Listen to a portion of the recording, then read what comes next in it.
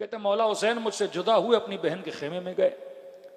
اب میں چلتا جا رہا تھا تو بی بی زینب نے ایک جملہ کہا وہ میں نے سن لیا.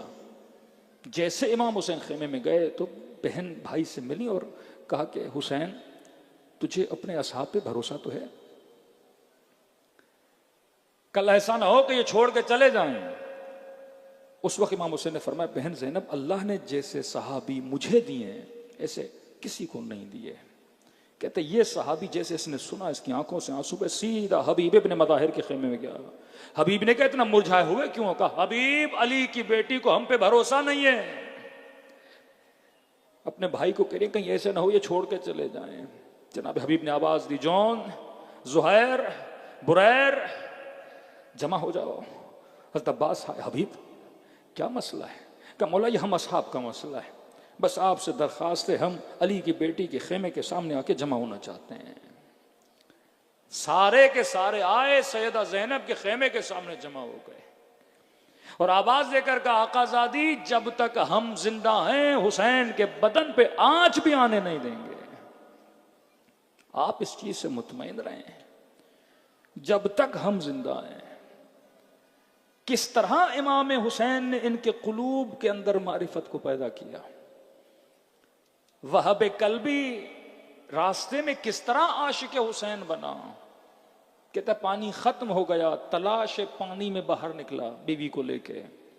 ڈھونڈتے ڈھونڈتے ایسے کسی چھوٹے سے کھڈے میں تھوڑا سا پانی ملا، اس سے اپنا مشک بھرا، بھرنے کے بعد پھر واپس گیا ماں کے خیمے کی طرف. کہتا ہے ہمیشہ جب خیمے میں آتا تھا میری ماں میرا استقبال کرتی تھی. کبھی کوئی شکار لے کر جاتا تھا، پانی ختم تو پانی لے کر جاتا تھا، یہ خود آتی تھی مجھے سینے سے لگاتی تھی. اب جب خیمے میں گیا تو دیکھا ماں بیٹھی ہے میرے استقبال میں نہیں ہے، پریشان. اماں کیا بات ہے؟ میں پانی لایا ہوں. آپ پانی کے لیے پریشان تھی؟ صحرا ہے، ڈھونڈ ڈھونڈ کے کہیں سے میں پانی لے کر آیا ہوں. ماں نے کہا لال میرے قریب تو آگے بڑھا. دیکھا زارو قطار رو رہی ہے. اماں رو کیوں رہی ہو؟ کہ ذرا اٹھ تو صحیح. اٹھایا، خیمے کے پیچھے لے گئی. کیا دیکھا؟ پانی کا چشمہ جاری تھا.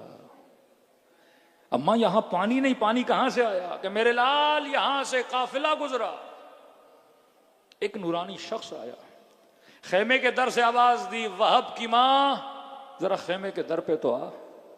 کہ جیسے در پہ آئی چہرہ نورانی جیسے عیسیٰ میرے سامنے کھڑا ہو. کہا کیا پریشانی ہے؟ میں نے کہا رہ گزر پانی نہیں، ہم بڑے پیاسے ہیں. کہ مجھے خیمے کے باہر لے گئے، ایک ٹھوکر ماری اور چشمہ جاری ہو گیا. میں نے کہا نبی ہیں؟ کہ نہیں، آخری نبی کا نواسا حسین ابن علی.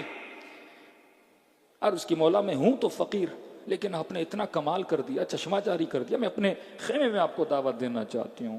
کہ نہیں، ہمیں بہت جلدی، ہم نے جلدی جاننا ہے. کہ مخدرات سے مل لوں؟ امام نے کہا مل لو. پوچھتے پوچھتے کہ کون ہے یہاں اس بزرگوار کی کوئی بڑی رشتہ دار؟ کہا یہ خیمہ ان کی بہن کا ہے، آپ ان سے جا کے ملیں. کہتی ہیں بیٹا خیمے کا پردہ ہٹایا. میں نے زندگی میں مریم سنی لیکن آج میں نے مریم کو دیکھا. اس طرح سے اپنے کردار سے، اپنی رفتار سے انہوں نے اتنی اصلاح کی کہ جب اس کی ماں کی طرف اس کے بیٹے کا سر کاٹ کے پھینکا جاتا ہے، یہ وہی جملے کہتی ہے جو سیدہ زینب نے کہے تھے.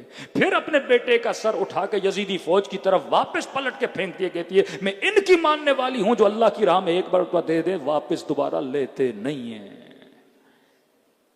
یہ وہ مکتب ہے جو بڑی بڑی شخصیات کو پیدا کرتا ہے. اس مکتب کی فکر ہے اور اس مکتب میں تبھی چل پاؤ گے جب اپنی اصلاح کرو گے. آج سخت ضرورت ہے عقیدے کی اصلاح کی.